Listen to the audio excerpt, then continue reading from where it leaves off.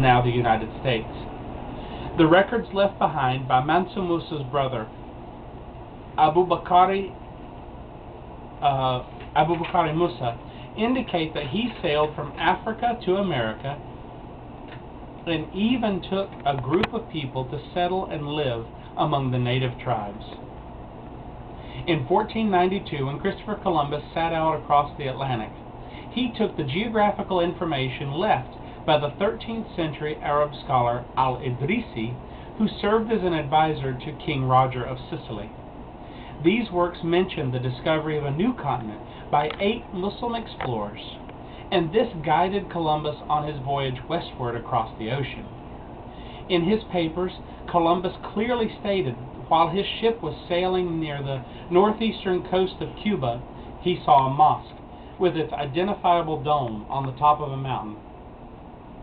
Later, archaeologists would discover ruins of mosques and minarets with inscriptions of the Qur'an in Cuba, Mexico, Texas, and Nevada.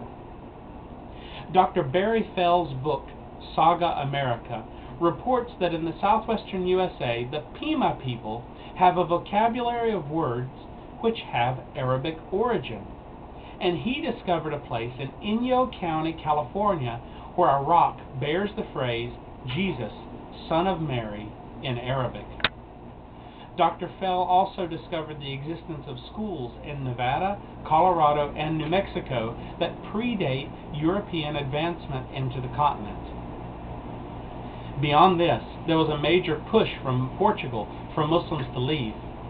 So many were forced to convert to Catholicism during the Inquisition, and they fled to what is now the USA and settled all across the southeast.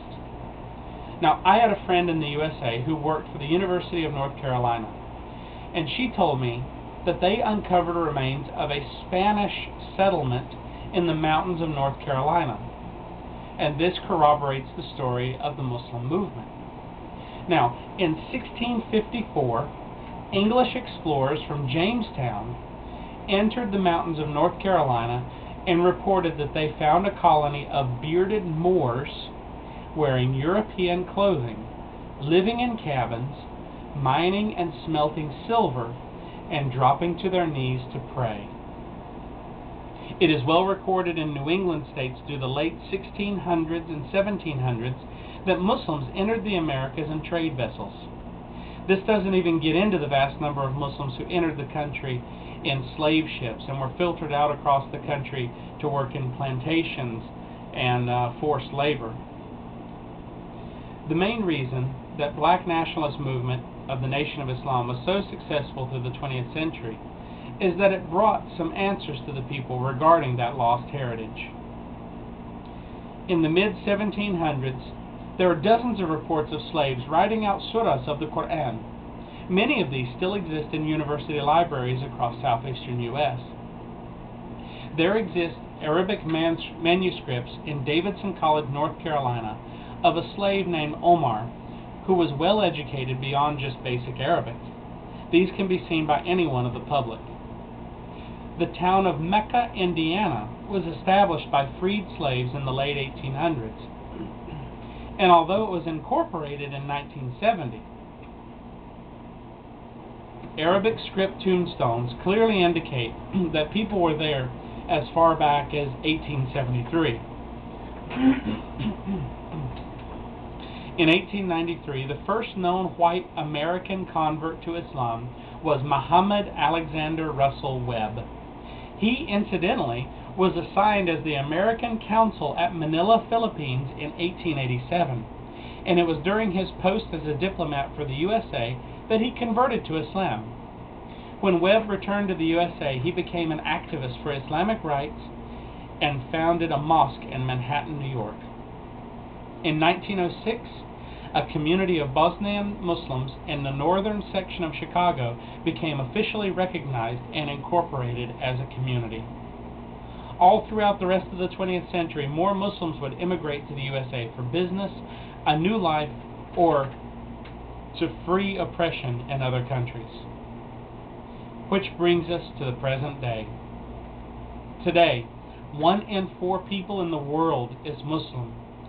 Today, about 11 million Muslims live in the USA and over 7 million here in the Philippines.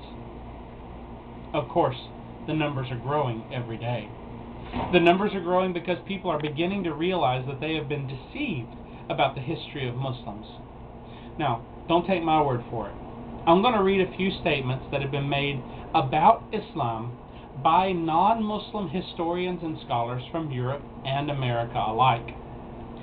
Sir William Moore, in his book Muhammad and Islam, which was published in 1895, states, "There can be no question that with its pure monotheism and a code founded in the main on justice and humanity, Islam succeeds in raising to a higher level those races which had sunk in idolatry and fetishism, like those in Central Africa, and that in some respects, notably in that of temperance, it materially improves the morality of such peoples."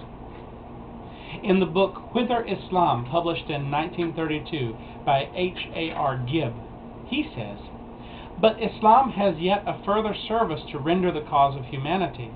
No other society has such a record of success in uniting in equality of status, of opportunity, and of endeavor, so many and so varied races of mankind. The great Muslim community